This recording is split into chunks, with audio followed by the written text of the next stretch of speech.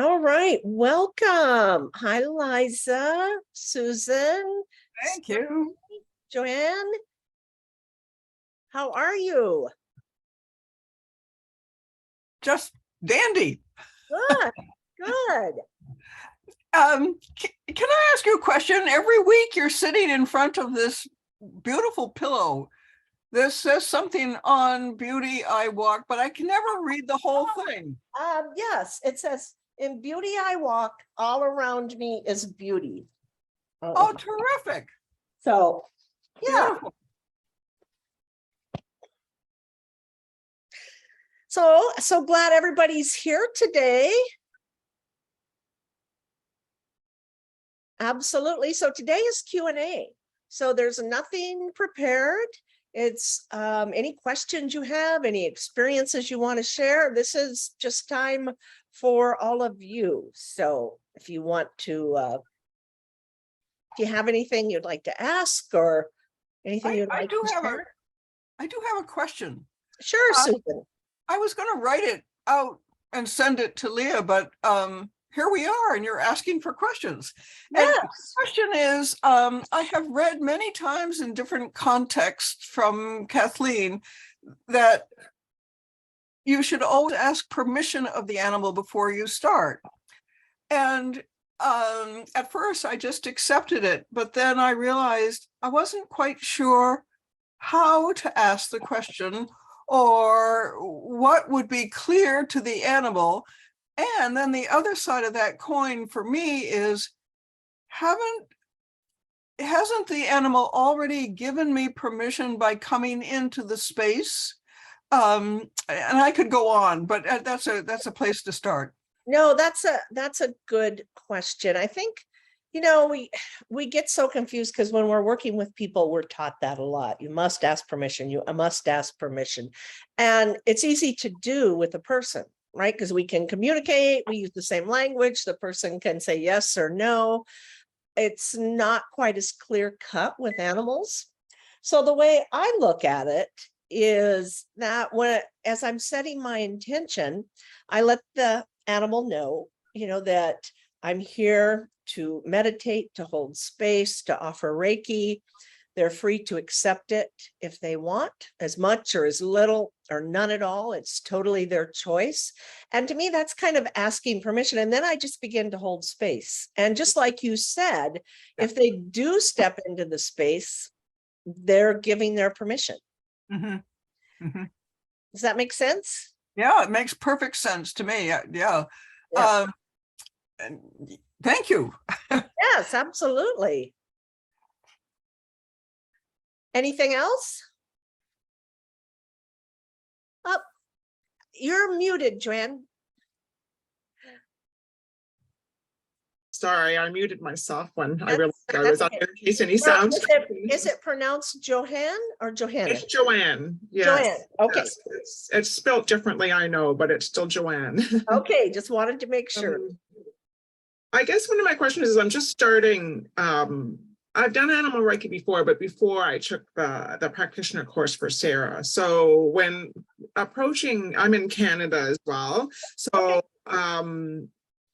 I want to go start volunteering for a shelter and so forth. I guess my question would be like approaching a shelter to explain to them I'm going to meditate with animals. Obviously volunteering, there's many other things too, but I also want to add the component of the meditating with animals and spending times on everything that I'm doing.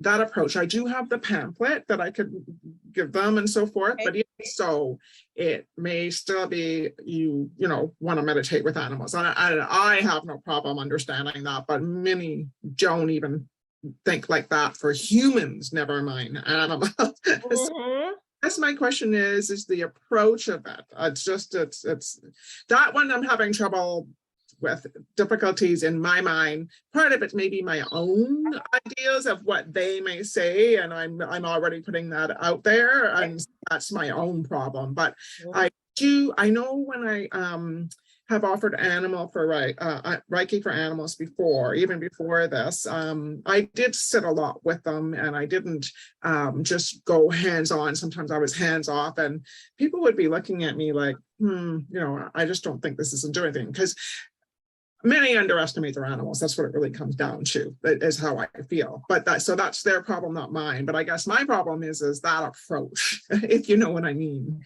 Right. Yes. And it can be difficult, definitely, especially when you're approaching shelters. Are you a member of SARA? Yes, I am. Okay, so there is a letter to the shelters, Mhm. that you can print out and send. But I find that when you're trying to explain it to people, we tend to give too much information, because we're trying to explain how this works.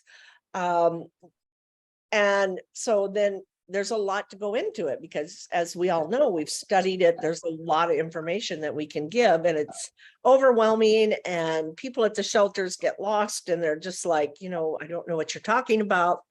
And I think when you first approach them, it's good to let them know, that don't worry, this is a hands-off approach. It's very peaceful, and it's a meditative form of Reiki. And here's the benefits. The animals will find peace and calm, and, they'll be able to relax.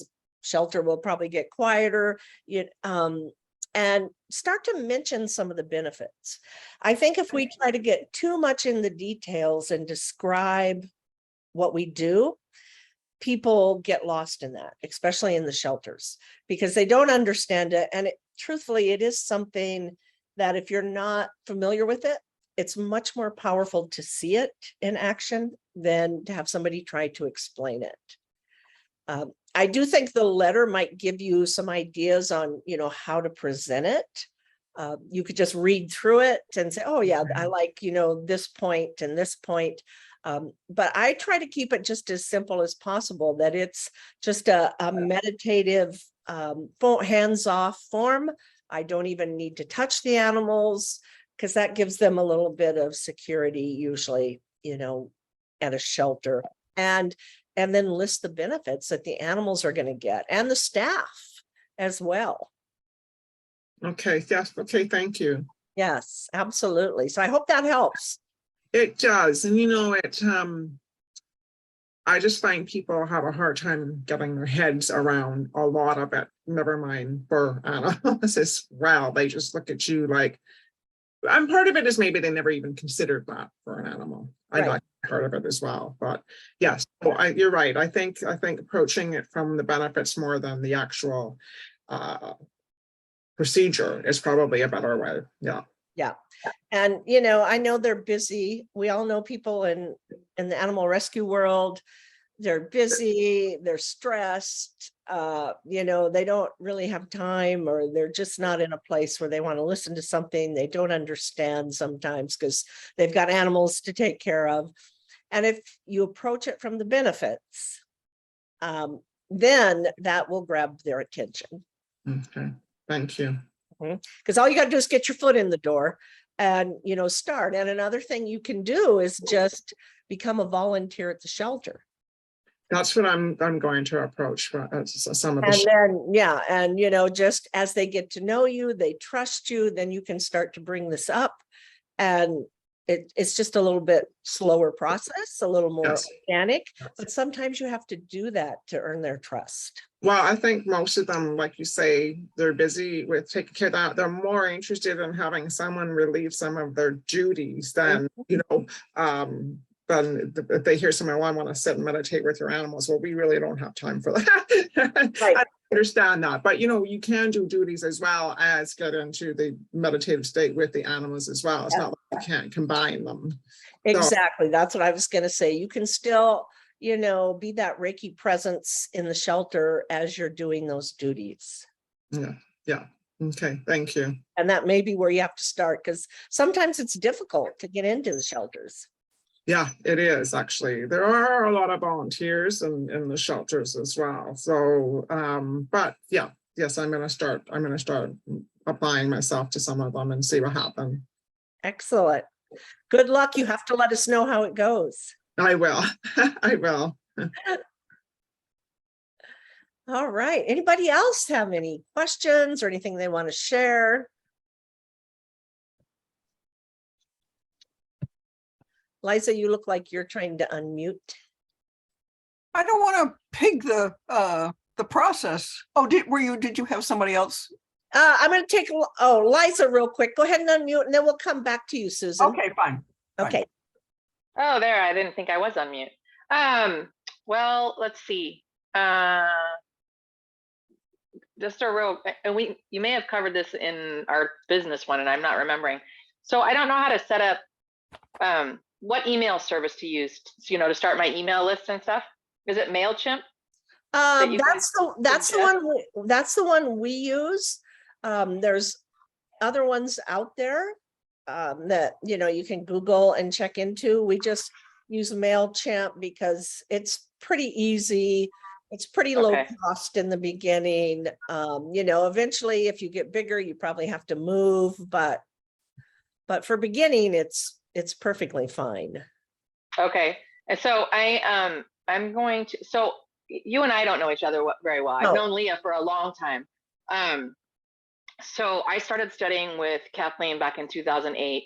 And in 2010, I taught my first level 1 class. And then, life happened and it happened and I didn't teach anymore. And still continue to volunteer at the rescue that I volunteer at. And then, COVID hit and couldn't do any of that. So I'm back to volunteering with them again. And I just did a restart with Kathleen in February. So I'm teaching a level 1 class in the first weekend in October. Okay. So the do you have an average time of how much notice you give? I mean, a month notice when you're going to advertise for a class? I like to do at least a month, 6 weeks to a month. Yeah. Okay. Yeah. I'm just getting ready to, my website's done, except for I need to make some tweaks to it. And I'm having trouble with my Facebook page,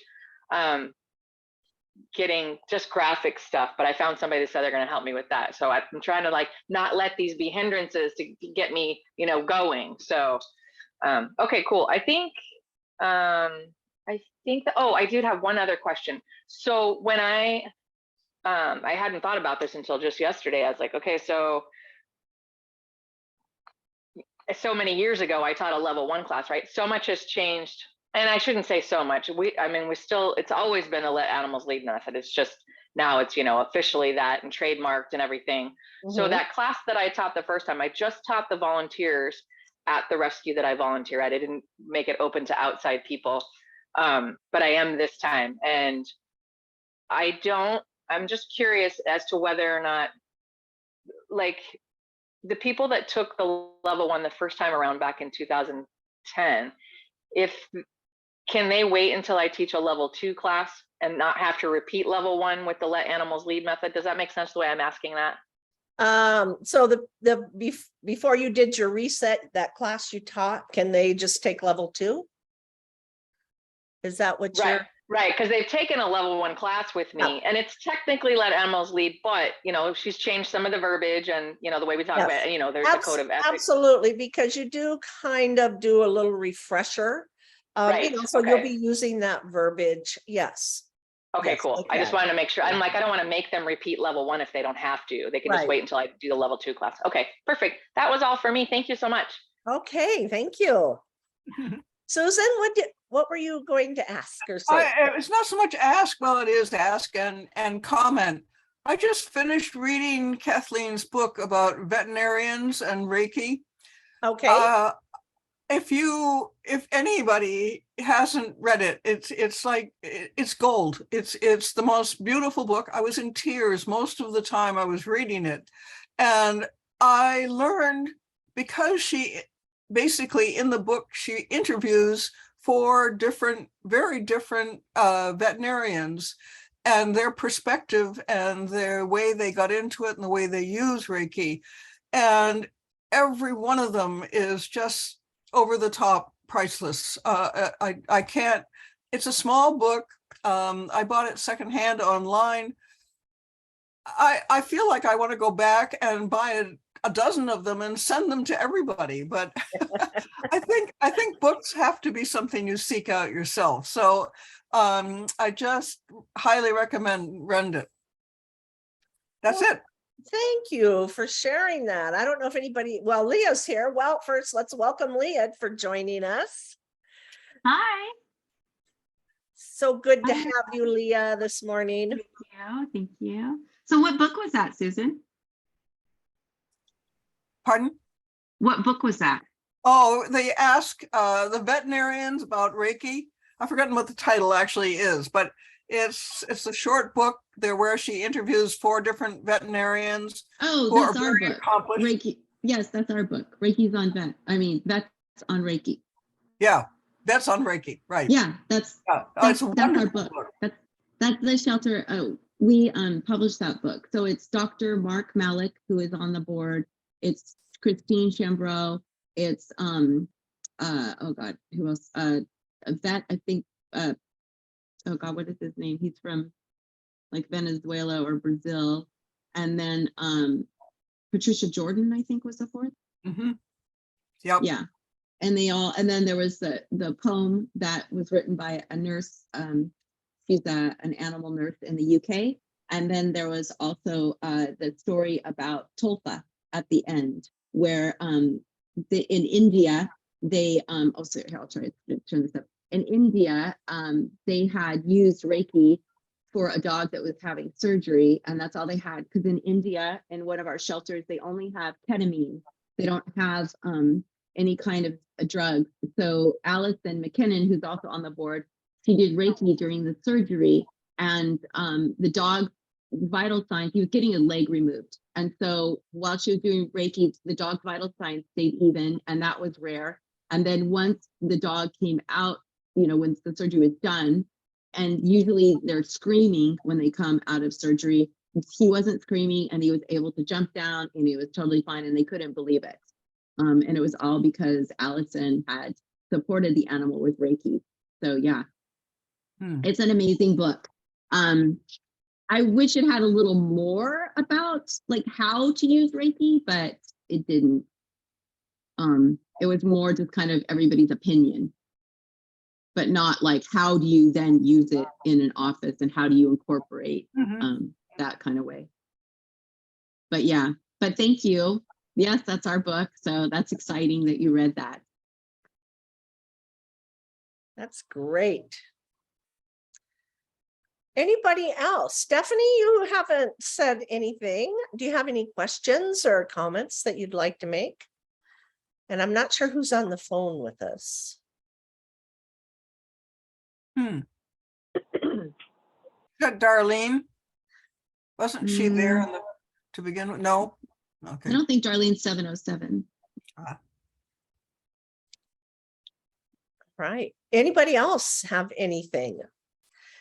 So Leah, and let's bring this up to Leah because Joanne is approaching shelters in Canada and had some questions. She does have the pamphlet. She knows about the letter on Sarah, you know, but to definitely go into a shelter and explain what you do, sometimes they don't take that as serious. They just don't understand. They're busy. They've got things to take care of. And I suggested that rather than trying to explain what we do, because we know it can get complicated, to focus on the results that the animals will get.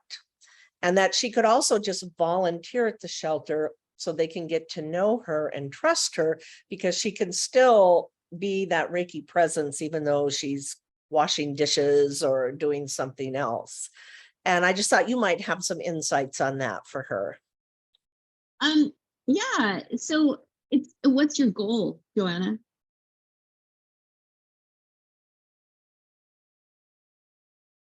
What's the goal for you? Hi, so good to see you.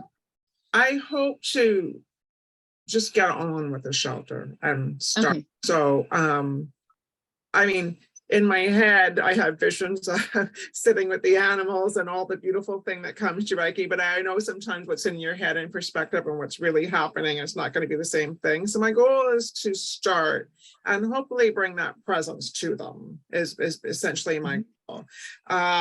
So that's about it really. And I recognize that there's a lot of duties to do in some of these, depending on the shelter, depending on where you're going. There's a couple that are more like farms shelters. In other words, the animals are, some of them have their open pens and so forth. They need more help with duties like shoveling the stalls, that kind of thing. But then they did say, even in the write-up, there is time for you, they don't mention Reiki, but time for you to spend time with the animals, but you have to realize that your duties are the first and foremost thing. Yep. And then there's the SPCA, or where I live in Surrey, it's not the SPCA, but it's a city-run shelter. And of course, that's more of the animals behind locked cages and locked spaces. So I'm between those two is where I'm planning to volunteer. And I haven't really made up my mind because I don't have time to do both. I can only pick one. So with the shelter, it's not as much, I think it's more about spending time with the animals or walking the animals. So probably that wouldn't be a problem there because they wouldn't even have a clue if I'm sitting with an animal and meditating, they wouldn't even know. But at the other shelter, that's more of a farm. And I'm kind of interested in that because there's more animals there. There's more different specific kinds of animals. So that's where that's technically my goal.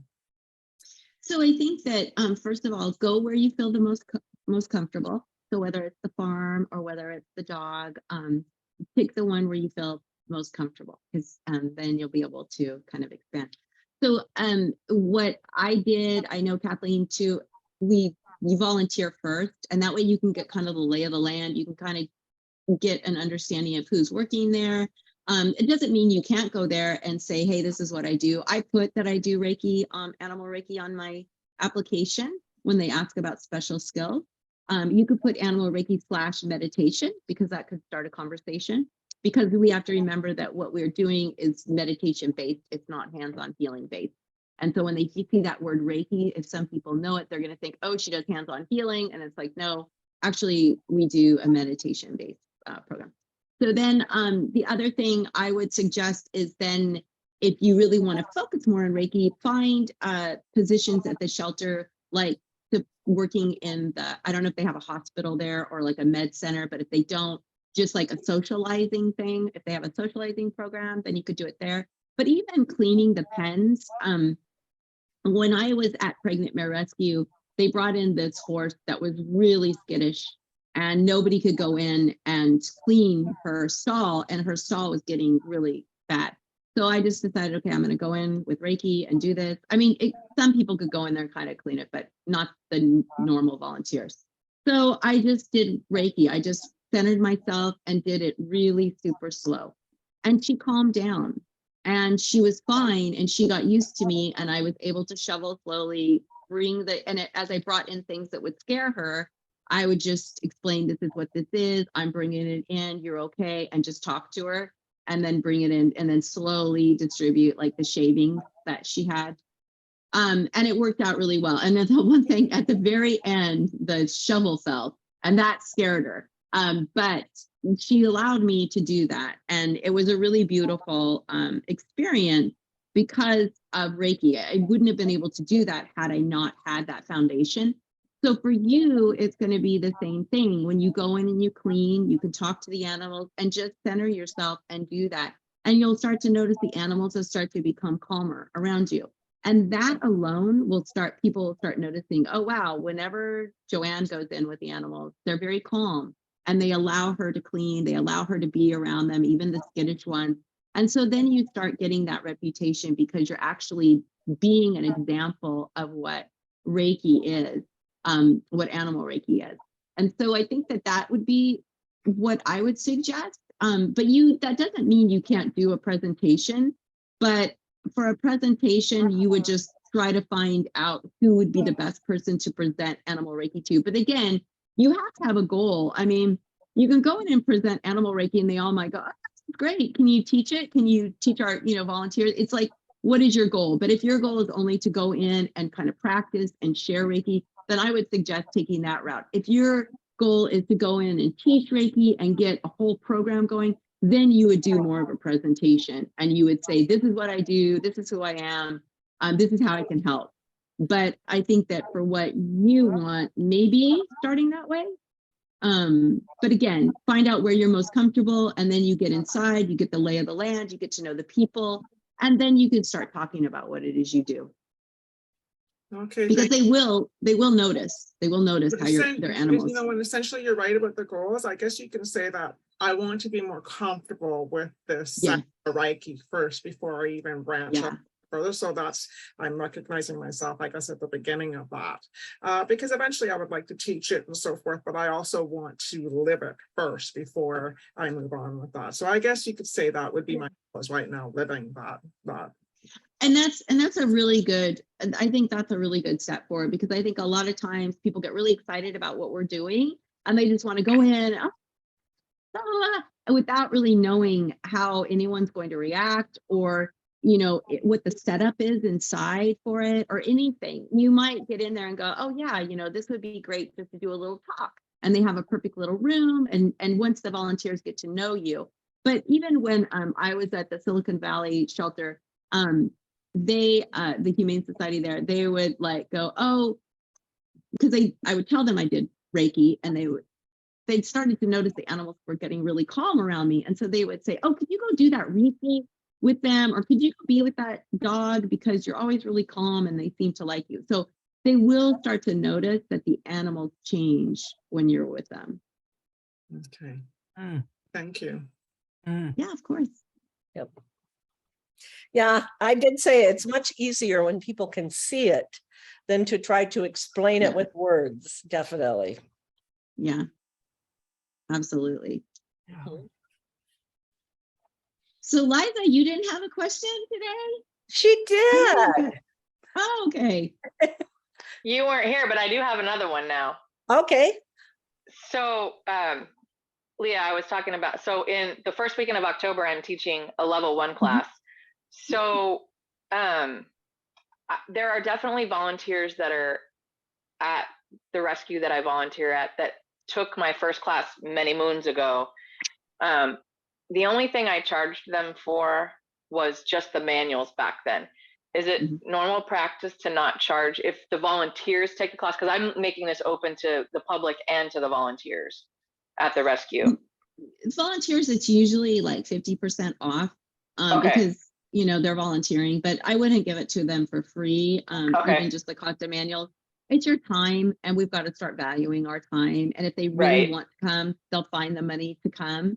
I mean, you can make it however, you could charge $100, $150, $200, whatever your price is for half of that. But yeah, I would just make sure that you charge something to the volunteers so that they can see value in it. And that way you Okay. only get really, truly interested people, and not Right. people are like, oh yeah, I'll take it because it's free. And Right. Okay, cool. Thank you. I don't know.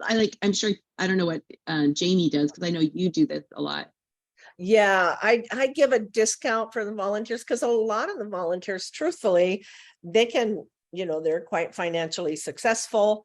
But because they're donating their time, I will give a discount, but I do charge, and only the employees, have to pay for the manuals, because I know that it's stressful. They don't get paid a lot. So Right. they get that benefit. The volunteers 50%, and then if you're bringing in the public, it's just full price on that. Because Leah's right, this is your time and your energy. And, I think especially those of us in this profession, we tend to give. But if we don't refill ourselves, and that can be a lot of ways, with our own practice, with taking time out for ourselves, with supporting ourselves financially, then we burn out. And so there's nothing absolutely wrong with charging for what you do, because it's valuable, it's energy, and you need to take care of yourself that way. Absolutely. Anybody else have anything they'd like to bring up?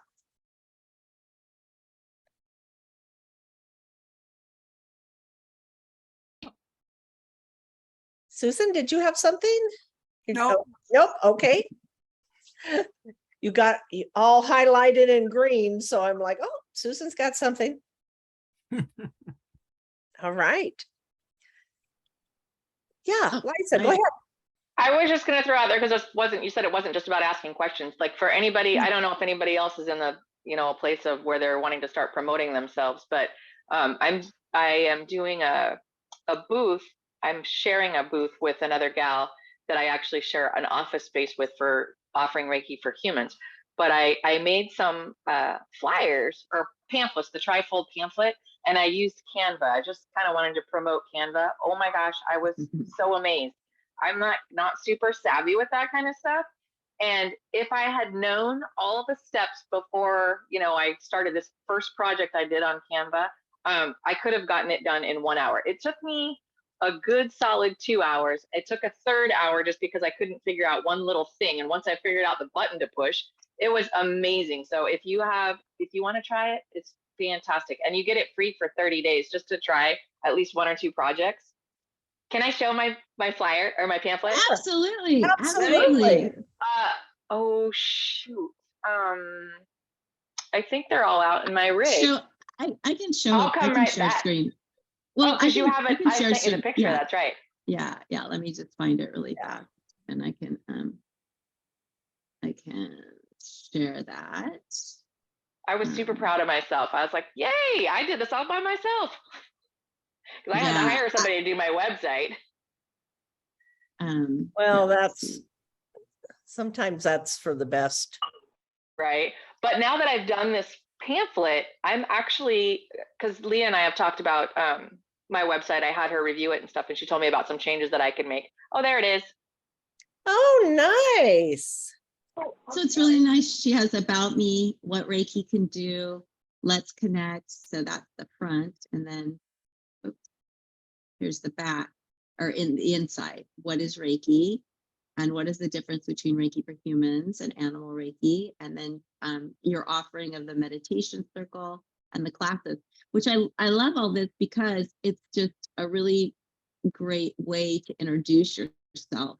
And again, like you said, Liza, Canva has this already set up. They have the font. You just add some of these things, and you can go on YouTube and find ways to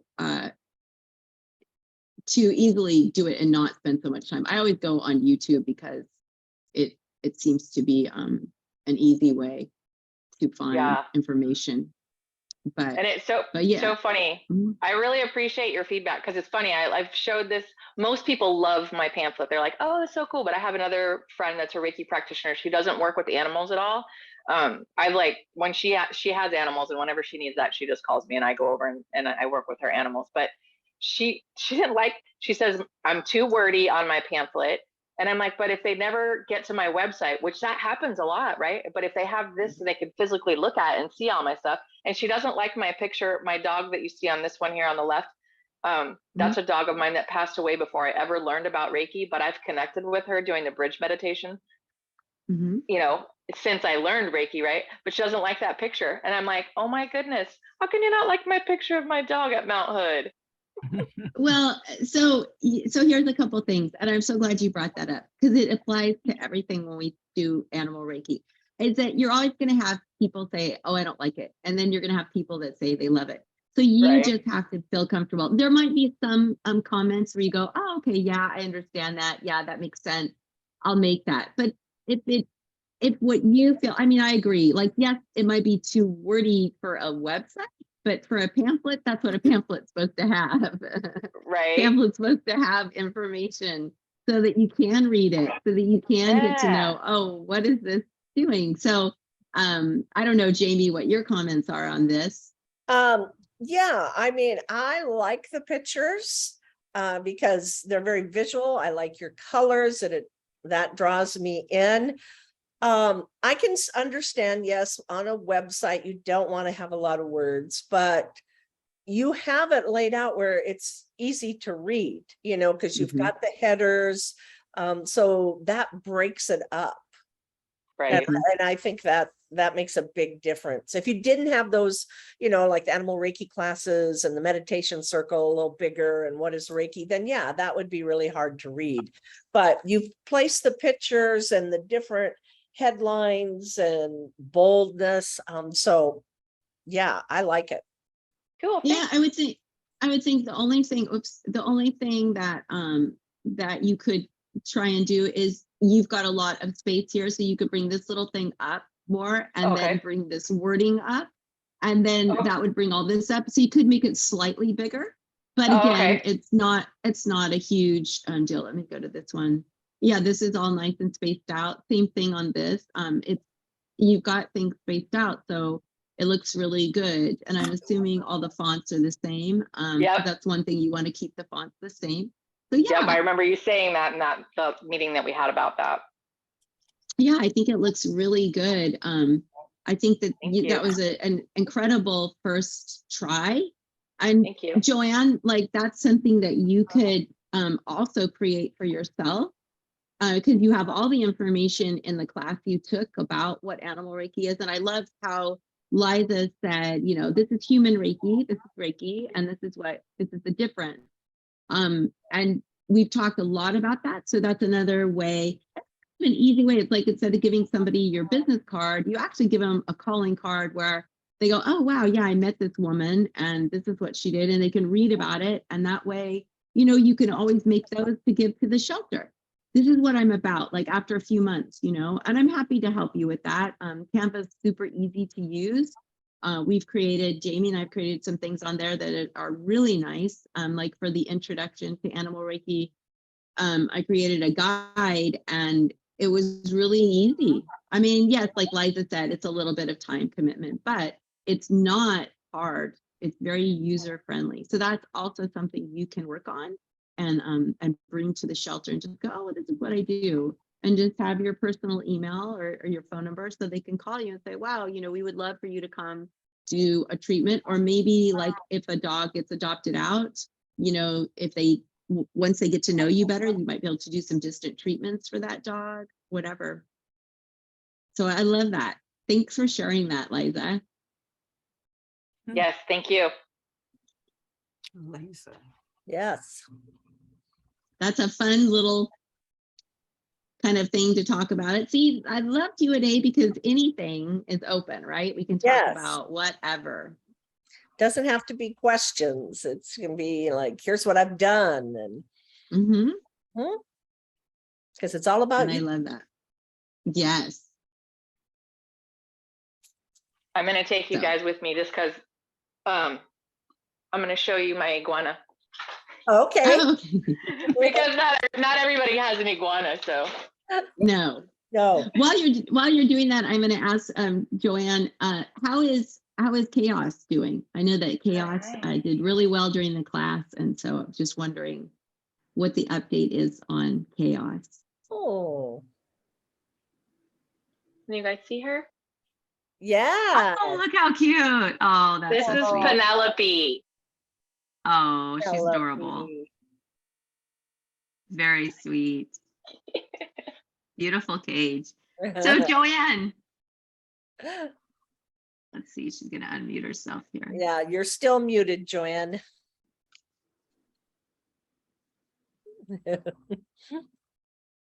you go. Oh, there you go. Sorry about that. The iguana was beautiful. I know. Penelope, I love that name. Yes. So how is Chaos doing? Oh, sorry, Susan. No, that's I just had a question for Lisa. I'm surprised that your iguana likes you to touch him.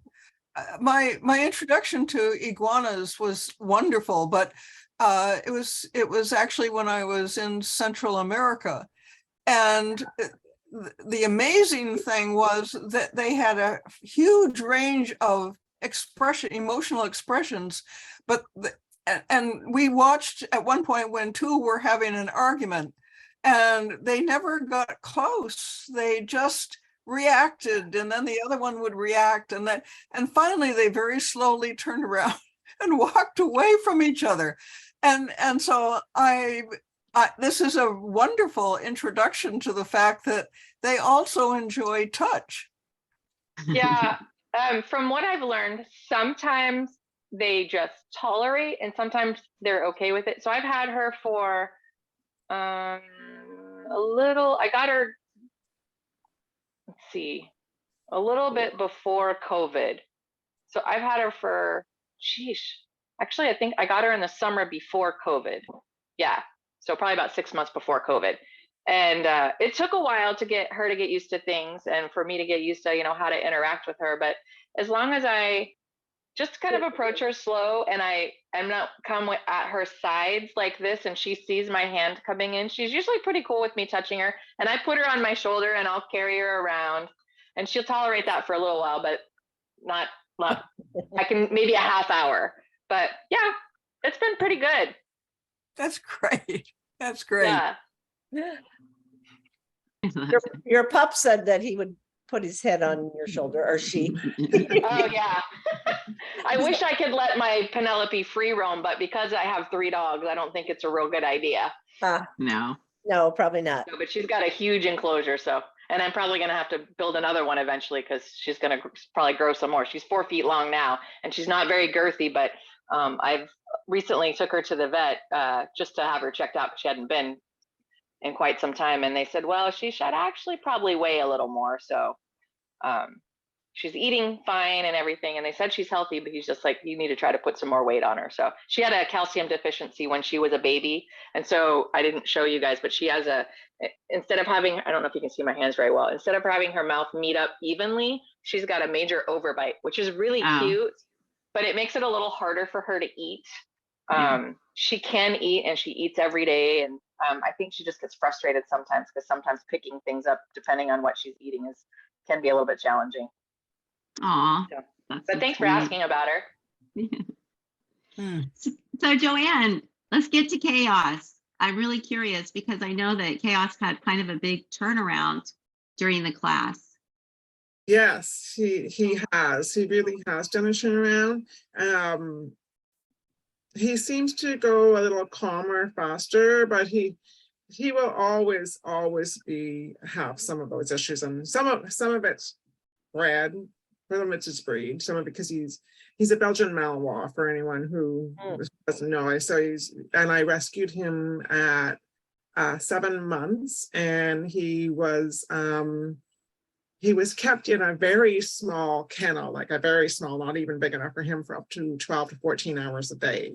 So when I got him and walking him, he was even afraid of fire hydrants. He'd never even gone for a walk. So, but he suffered from, because he'd never been socialized, is what one trainer told me. He suffered from what they call it leash aggression, because he goes crazy when he sees a dog, but it's more or less leash frustration because he wants to get over there. But unfortunately, at the beginning, he was so reactive, he actually bit me a few times during those incidents because he becomes very focused on the dog. So anyways, he's been, I don't even like to say a challenge. I like to say he's been a discovery, because I've learned more about dogs from him than any other dog that I've ever owned.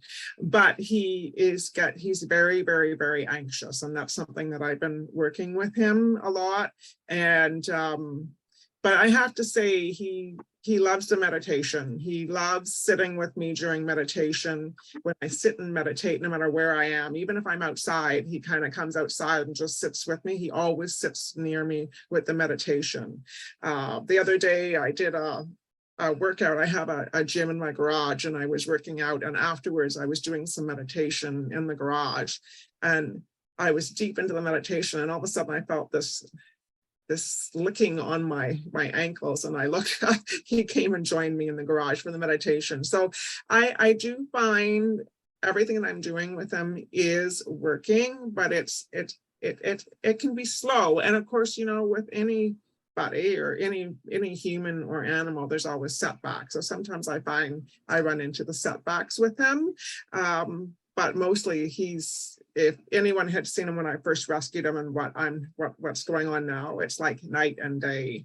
But for people who want their dogs to be, you know, behave this way and do this and do that, they wouldn't understand it. But it's sometimes it's constant work that I'm doing with them. But he is he's coming a long ways. He really is coming a long ways, and he continues to come a long ways every day. I love that so Wonderful. much. And I love that example because Jamie knows, and I know that Reiki can support a certain amount, but it can't change deep behavior problems. It can support moments of peace, but deep behavior problems are a bigger issue. And it's like you said, Joanne, just constant work, constant just setting them up for success, and then just giving Reiki. But I know that Kathleen had a dog that was aggressive. I had a dog that was aggressive. Jamie has a dog that's aggressive. So it happens. Reiki isn't the cure-all. You know, I'll tell you a little story from when you talk about that behavioral thing. Like you say, there's certain things I cannot stop. Part of it is him. But like you say, for success, I don't put him in positions where I know he's going to fail, because it's hard on him, it's hard on me. It's actually a disappointment between the two of us, because his ears go back and I can tell he wants to please me. So I can tell that when these things happen and he disappoints me, it's almost between us for a couple of hours. He's kind of moping around me, following me around the house. Like it's not good. So anyways, long story short, there's a place here in a municipality not far from me. It's called Langley, and they have it's an older town, Fort Langley, and they're very, very, very I promote dogs. You can bring your dogs through all the businesses, all of them. Oh, wow. So I was with my husband a couple of years ago. His reaction was actually could be even a little worse than it is now, but still, I was outside this store that I wanted to go buy they sell my makeup that I buy. And anyways, this store is very ritzy. It has a lot of very clothes, and a lot of people who go in there usually have the little purse dogs. And so my husband was out doing something, and I was just waiting for him to come back to hold Chaos, because there's no way in hell I was going to bring him into the store. So this woman goes, "Oh, you can bring the dog in. Don't worry about it. He's beautiful," which he is. I'm like, "Oh, I don't know if this is a good idea, because, you know, getting into the store is going to be a bit of a problem." But I looked quickly. I knew what I wanted. There were no other dogs around, and I knew in that environment he would be okay. He would be fine, because he's great with people and so forth. I'm standing at the cash, and there's literally just me and no one else in the store. And this woman walks in with the dog, and I see her, and I'm like, "Oh my God." Before I could even stop him, he went up and over the counter where the woman was trying to push in the cash. She's like literally standing back, and he's like, just like typical Belgian, like he's going to attack. I got him out of there. My husband was there at that point, gave him to him, and the lady said, "Sorry, but you can't bring him in here anymore." and so that's an example where I would not take him to. I was actually down the street because I could control a certain amount of that. But even then, there was only certain areas I was going to, because there was some areas that more of the dogs gravitated to. It's just not a good space for him, because his anxieties go up. He loses his mind. It's just too overwhelming. So that's a place that is not and especially when he's confined. Yet when I take him to dog parks and I let him go, he's fine. It's all the leash thing, the non-socialization thing, but yeah, I would not put him in that situation again in a store. It's not a good environment for him at all. But like I said, I just like tried my luck there. I'm like, okay, I'll just whip in, whip out, and I won't see any dogs. Yeah, you can't do that. And it's just like what you know, when you know what you know, you just can't ever. It's just like a boundary you can't cross. You just have to say, right. No, I can't do that. No, yeah. But we always have high hopes, right? Well, I'm glad he's doing so well. Thank you for sharing that. Before Jamie does her meditation, does the person who's on the 707 number want to say anything? I'll give them a minute. See if they want to come on. Yeah, well, it's very nice to have them join us. Yes, it is. Can't is. talk, and maybe they're on the road. They could be driving or something. We don't know who you are. We would use your name. But so please don't take offense. Person on the phone, that's what we're saying. All right, well, then if you would like, we can all end this morning with a beautiful meditation. So if everyone wants to get comfortable, and sit with your spine straight. Close your eyes if you can, if it's safe to do so. Go ahead and bring your hands into Gaso. And now let's just set our intention for exactly what we need in this moment.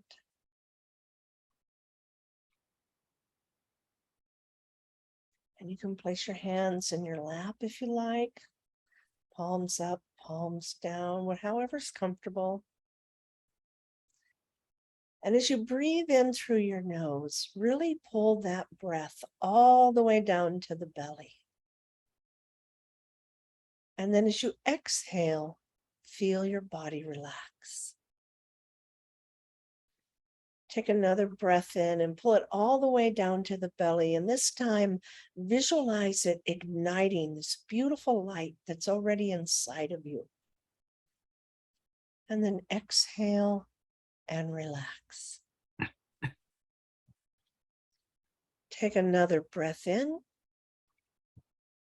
Pull it all the way down to the belly. Ignite that light. And exhale and relax.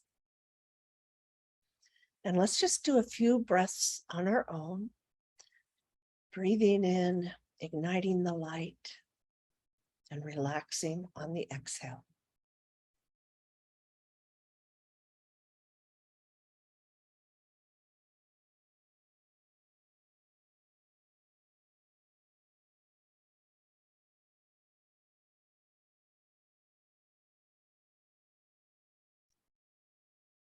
And now let your breath find just a natural rhythm.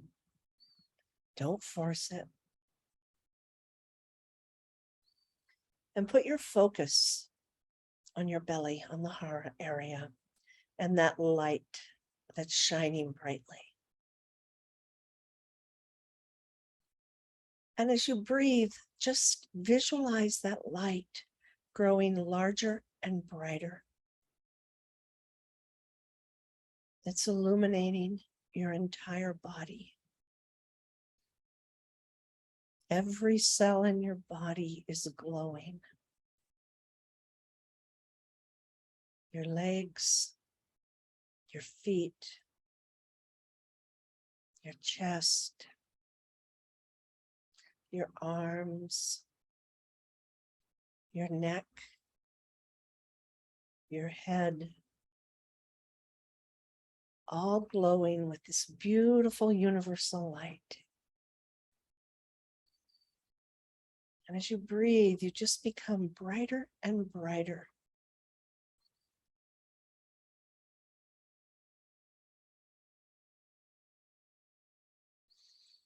You're just a being of light.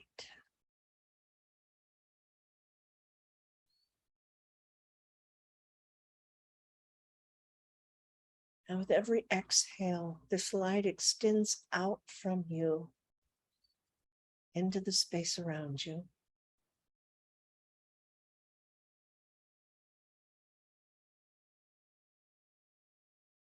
And the space grows larger and larger and larger with every exhale.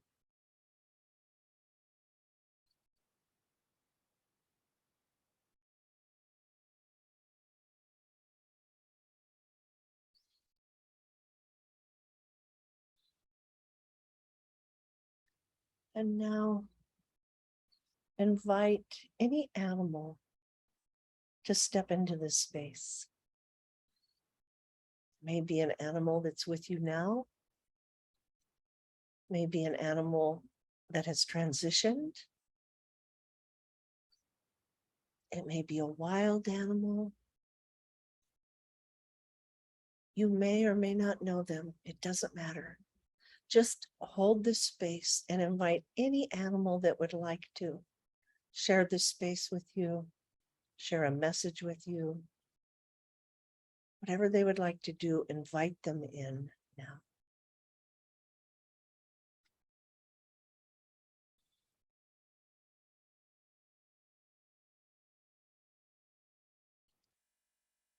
And just breathe and hold this space for them.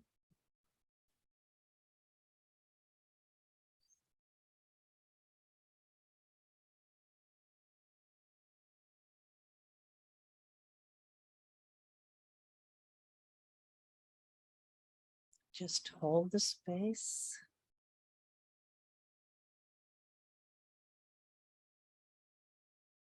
And now focus on your heart center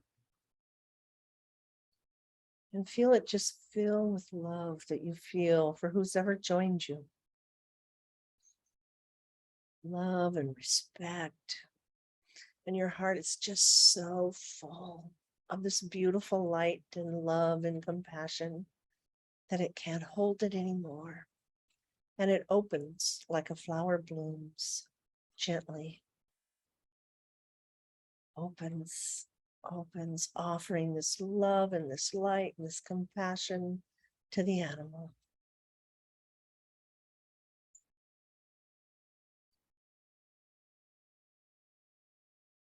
And be open for anything they send to you in return. And just sit in this space.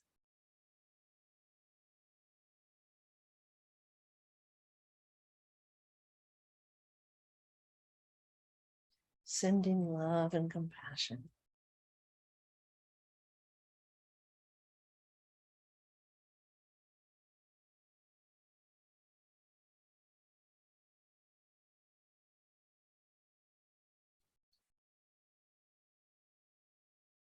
Just being present with the animal.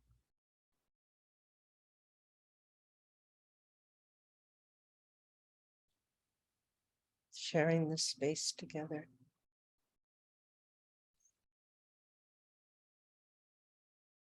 Offering your love and compassion.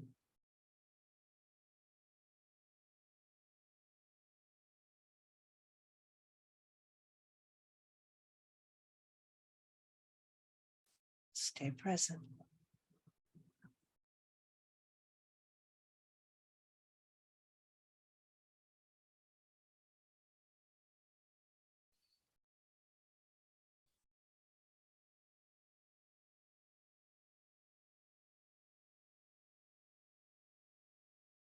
Just notice how the animal's responding.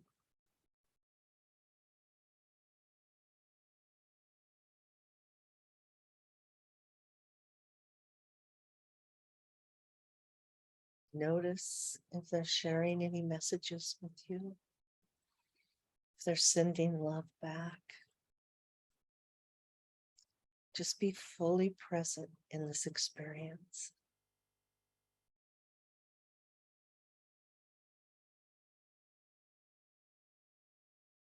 This connection that you're making.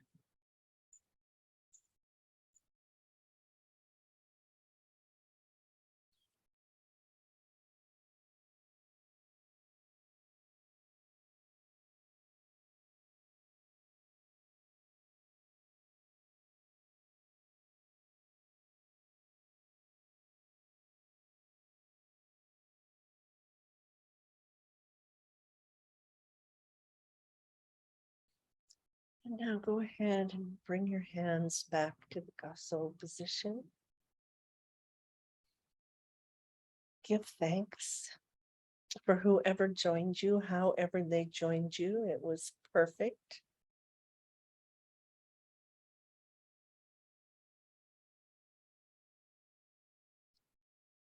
Begin to bring yourself back into this space by taking a nice deep breath, a deep cleansing breath, pulling it all the way down to the hara. Just release it. Become aware of the world of the senses. Become aware of your body, your toes, your fingers. And when you're ready, you can go ahead and open your eyes.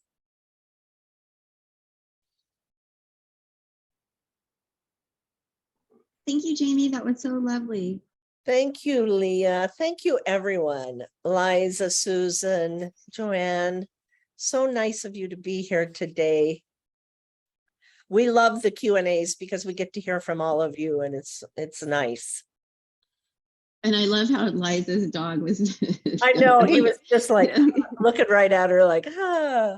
Oh, here they both come. Oh, Yeah. that's so sweet. Always Yeah. nice when the dogs join. Yes. All right, everyone. Thank Oh, look you. at that. They're like, oh, Thank you, that's so everyone. It was Thanks, nice guys. seeing you. Bye, Thank you. Joanne. Bye, Susan. Bye, Liza. Bye, baby. Bye-bye, Bye. guys.